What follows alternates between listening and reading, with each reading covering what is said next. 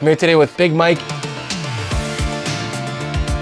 And we're at Pure Muscle Fitness, and we've put out some questions that you guys wanted to ask us both, and we're gonna organically just react to them and see how this goes. This is not scripted.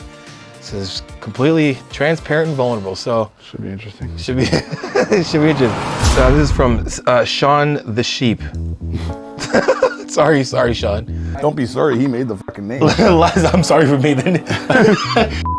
I realized that so many people I admire in the local gym and also athletes on social media, etc., are actually on certain types of unnatural enhancements. No shit. I'm starting to doubt myself about being able to reach a certain way/look naturally. Doesn't mean as a natural, even with the same diet, mass, etc. as them, I will never be able to look like them because of these enhancements. Yes.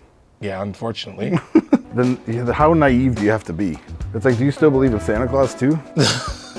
Steroids give you way better end results. Like, you know, I put this easy one to do. Like, take your twin, Sean, takes 250 milligrams of test a week.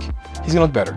I just said he has that ability to look better. But that shouldn't be like, if your goal is to look like someone that's on steroids. Be on steroids. Be on steroids. Like that's the cusp everyone has to come to, is like the crooks are like, you know, I want to look like C-Bum, but I want to be natural. And there's this like, this is moral obligation that if you're not natural, then all of a sudden you've cheated the world, or you're an evil person. There's or no trophy for being natural. No, I mean, well, there is at a natural show, but even the guys at natural shows are on juice. I hate to break that to everybody. Yeah. They're just not getting tested, or they're faking the test. Yeah. It's just, I'm surprised that it still exists nowadays. It's like people being so naive, especially that's probably coming from a grown man, or at least like someone who's a young adult. It's like, if you don't know that everyone that in these magazines, and like, whether it's NFL players or fucking bodybuilders, whoever it is that you're looking up to is on fucking juice, like, you're very naive. Like, I don't know what bubble you grew up in, but like, that's just the way shit goes. They may not be on like tons of testosterone or this or that. It could be insulin, could be growth hormone, could be anything type of things to like cleanse, aid recovery, or whatever. like do something to like help them replenish glycogen, or could be anything, right? But it's like, there's enhancements that are being given to athletes at high levels, and all of them are on. And the ones that aren't are the ones you don't hear about. They're the guys that make it to the league and never and they play like for 2 teams on a backup role and they drop out. I think it's the natty or not culture. That rattle, it gets up my, I'm just like, yo, like, you really care that much if X is on steroids or not? Like, it's because it's ingrained in you it's ingrained in you and indoctrinated in you from when you're a child, right? Like Hulk Hogan, when I was younger, like, he'd say, eat your prayers and take your vitamins. Yeah. And he'd be like, and he didn't mention like the heaps of Winstrol he was on, and like how much fucking test he was pumping a week. It's like, just do that and you'll be big and everything works out. It's like, and these guys are, that's what I'm saying, this naive is like a childish mind. And I said that in a video and everyone got mad at me. It's like, it's very childish to think that. To think that the best in the world aren't doing what it takes to be the best in the world. It's just some happenstance, like, oh, what a gift from God. Like, yeah, those people are all talented. Yeah. They all are genetically gifted, but they're all also on stuff that's like making them rise above everybody. Yeah. So it's like, if you don't understand that, aside from like, and I would be willing to bet that it's happening there too, like things where like there's heavily tested sports like UFC and boxing and stuff like that. Like, boxing guys pop all the time, but it's like, that goes to show you guys are used to shit in boxing. Canelo popped, and it's like UFC guys pop for different substances and stuff like that, but they get tested like crazy. But just because they're not popping for fucking testosterone or nandrolone or whatever, doesn't mean they're not taking insulin. Doesn't mean they're not taking growth hormone. Doesn't mean that they're not taking some type of peptide to aid in recovery, or to aid in endurance, or to aid in something, right? Just because it's not steroids doesn't mean it's not performance enhancing. You remember Adrian Peterson when he tore his ACL, fully tore it, then came out the next year and crushed the rushing record? And people were like, he's amazing. He's just a freak. He's natural. Yeah, okay. The owner of the team spending millions of dollars wants him natural. Yeah. Like, are you kidding me? Like, horses are getting popped. Like, yeah, man, you're gonna have to go on steroids. I'm not recommending you do it, but just think about making the best physique you can make for yourself and be happy with that.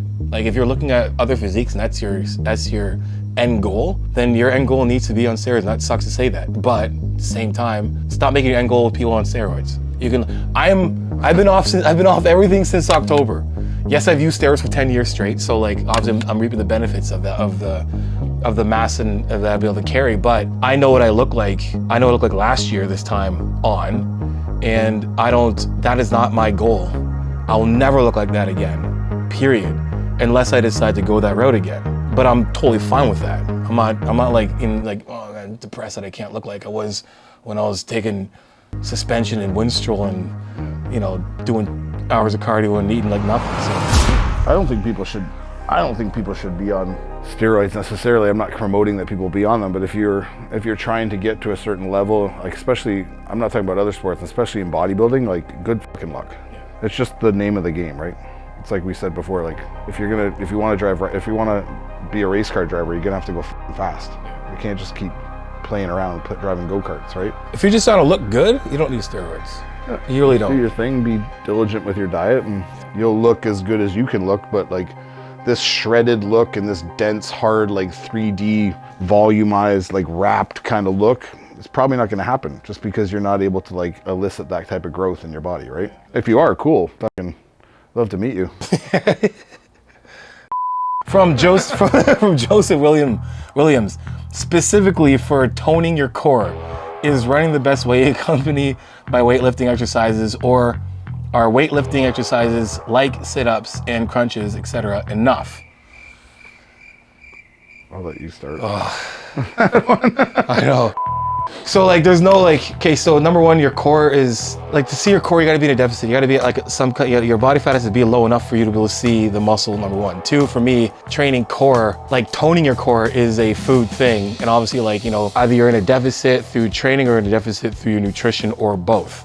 But either way, you have to be in a deficit of some, you know, your body fat percentage has to be low enough for you to be able to see it. But then training it specifically, thinking that that's what it's gonna do to see it, that's not the approach you should take. You should be training your core to help your overall training performance. And then the byfactor of doing that, you have a nice set of abs when you've done the due diligence and dieted. Your core also, like, to train it specifically for a sport like bodybuilding is fine, because it's gonna like help you throughout other lifts where you're posturing through things, or you have to maintain positions of like being erect or keeping your rib cage up or whatever it might be, right? So you're gonna work your core on anything you're doing if you're lifting properly. But it's like this idea that you have to develop this like crazy core for bodybuilding is insane. It's like, yeah, if you're a boxer, when you're taking body shots and you want to have like a brick wall, like you want to have that impact protection where like I'm trying to like build hard muscle, dense rock hard muscle, right? But it's like when it comes to lifting, it's like as long as you can lock down, a lot of times in bodybuilding and lifting, we're not locking down necessarily. People think you're locking down in core, but if I lock down in my core,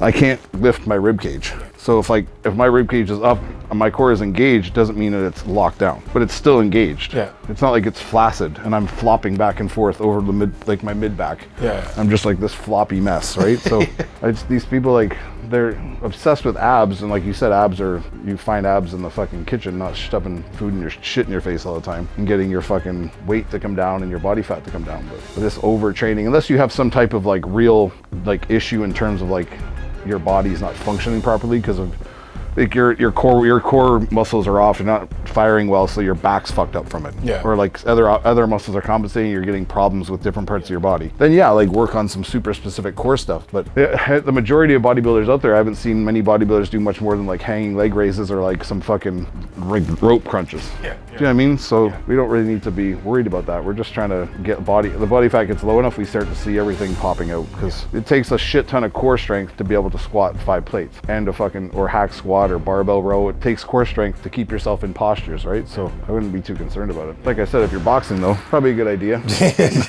You're doing a vacuum while getting punched in the stomach. Yeah, that's a good one. Hit my ribs easier.